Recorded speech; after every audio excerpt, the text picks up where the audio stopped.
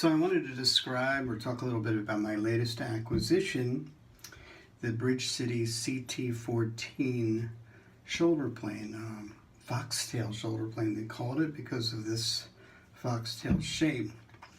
I can't really call this a review because, truth be told, I've never owned a shoulder plane. The closest I ever had was a rabbit plane that was about that size, made of maple. It sat on a shelf for maybe 10 years. I never used it.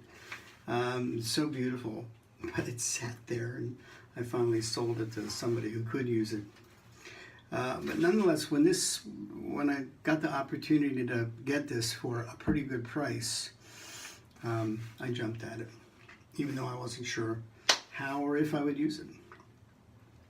But, so let's talk a little bit about it. This was the first foxtail design that John Economaki did.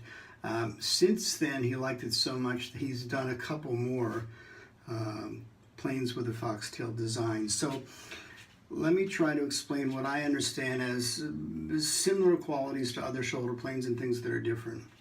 It's solid brass, and it's quite heavy. It has this knurled screw, very easy to use, with which you can adjust the mouth, tighten it up quite easy.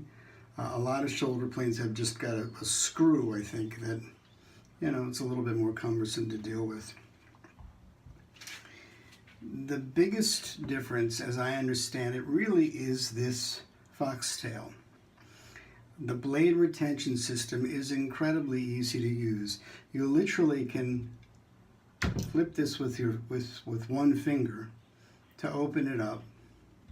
It opens like that, and then you slide the plane out, the blade out. First, you would open up the mouth, and you can slide the blade out through the mouth, which is different than most shoulder planes, which slide out through the back, a little bit more cumbersome. I don't know if it really makes a difference, but it is a cool piece of engineering.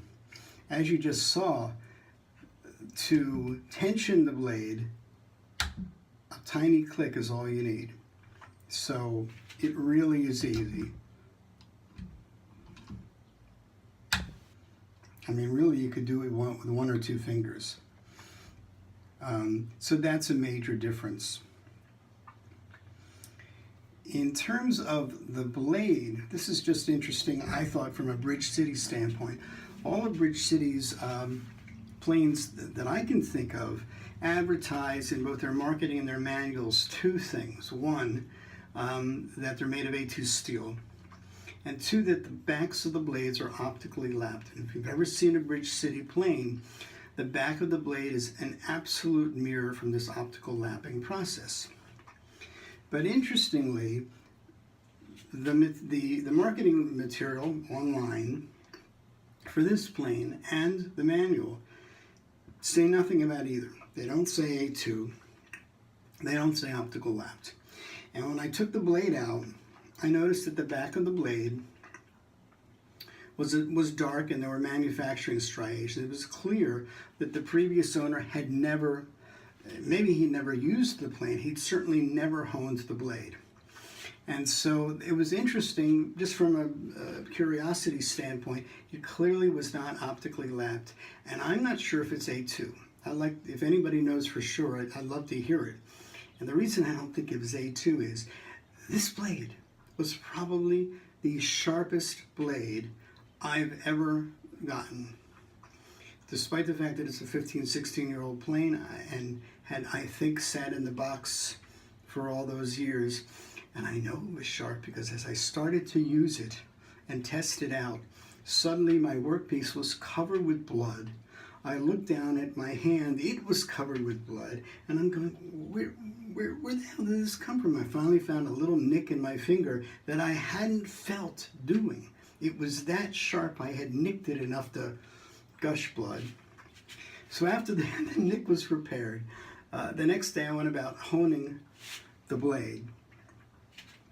And, you know, I lapped the back as I might normally do to get rid of any manufacturing striations and polish it a bit.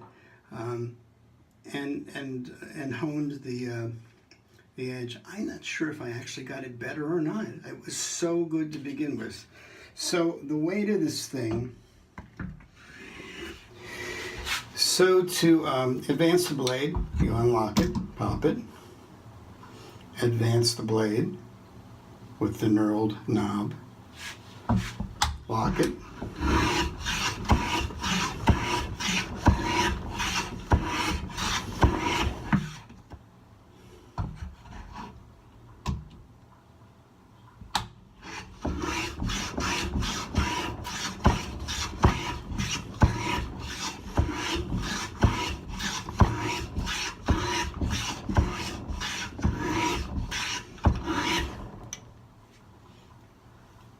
nice shavings.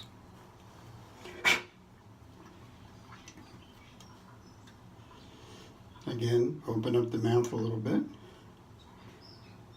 just a little.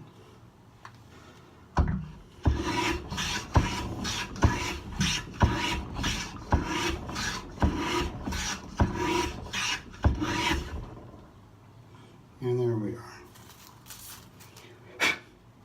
That's the CT14, commemorative tool number 14.